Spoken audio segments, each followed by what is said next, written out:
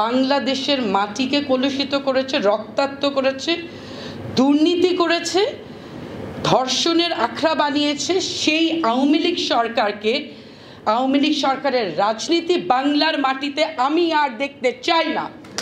এবং আমি বিশ্বাস করি বাংলাদেশের দেশপ্রেমিক কোনো মানুষ আওয়ামী লীগের রাজনীতি আর দেখতে চায় না।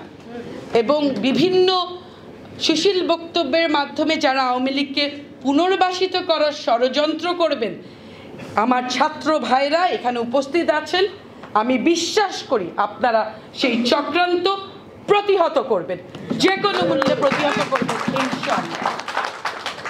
এবং এটার সাথে সাথে আমি অন্তর্বর্তীকালীন সরকারের প্রতি আরও দাবি জানাচ্ছি, এই যে সাধারণ মানুষ আমাদের ভোটের অধিকার আমরা অবশ্যই চাই। এই এত বছরের আন্দোলন, আমরা আন্দোলন করেছি একটি সুষ্ঠু অংশগ্রহণমূলক নির্বাচনের জন্য, ভাতের অধিকারের জন্য।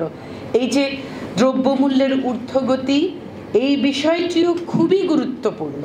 এবং আমরা যেন ভোট দিতে পারি। হ্যাঁ, আমরা এটা বিশ্বাস করি 15 বছর 16 বছরের দুর্নীতি, এই সন্ত্রাস, ফ্যাসিবাদ, লুণ্ঠনের এই আওয়ামী সরকার যে বাংলাদেশকে একটা ধ্বংসস্তূপ করে গেছে, এটা সংস্কারের জন্য সময় প্রয়োজন, এটা আমরা সবাই জানি।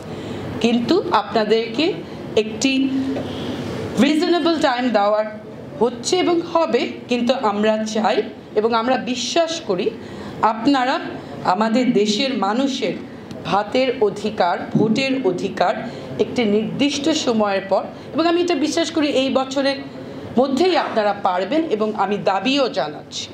এবং একটি সুষ্ঠু নির্বাচন যেন হয়, এই ব্যাপারে আমার ছাত্র জনতা এবং জাগপাত ছাত্রলীগ এবং অন্যান্য যারা আছেন তারা সবাই এই দাবিটি তুলে ধরবেন। এবং আপনারা সবসময় সজাগ থাকবেন। আমার এক ভাই এবং আরেকজন বলছিলেন যে একটা কথা, স্বাধীনতা অর্জন করার চেয়ে রক্ষা করা অনেক কঠিন। এই কথাটা একটু আপনাদের সবাই জানেন এবং মনে রাখবেন। এবং এর সাথে মেজর জলিল সাহেবের একটা বইয়ের কথা আমার আজকে মনে হলো, অরক্ষিত স্বাধীনতা পরাধীনতার সমান। আপনারা ছাত্র জনতা অনেক অক্লান্ত আত্মত্যাগের মাধ্যমে এই আমাদের ফ্যাসিবাদ মুক্ত বাংলাদেশ দিয়েছেন। আপনাদেরকে আমি অনুরোধ জানাবো, আপনারা সবসময় সজাগ থাকবেন। কারণ একটাই, যে স্বাধীনতা অর্জনের চেয়ে রক্ষা করাটা অনেক কঠিন।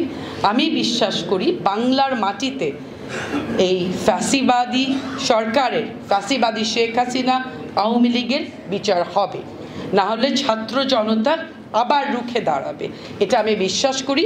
এবং আপনাদেরকে কথা দিচ্ছি, এখানে বিভিন্ন দলের ছাত্র নেতারা আছেন, জাগপা ছাত্রলীগ যেভাবে এদের প্রতিষ্ঠা লগ্ন থেকে দেশের প্রতিটি আন্দোলনে সংগ্রামে ছিল, জাগপা ছাত্রলীগ যে কোনো আন্দোলন সংগ্রামে থাকবে জাতির পাশে। ইনশাআল্লাহ আপনাদের সাথে আবার দেখা হবে এবং আমরা বিশ্বাস করি বিজয়ের পথে যাত্রা শুরু, জীবন অথবা মৃত্যু। আসসালামু আলাইকুম।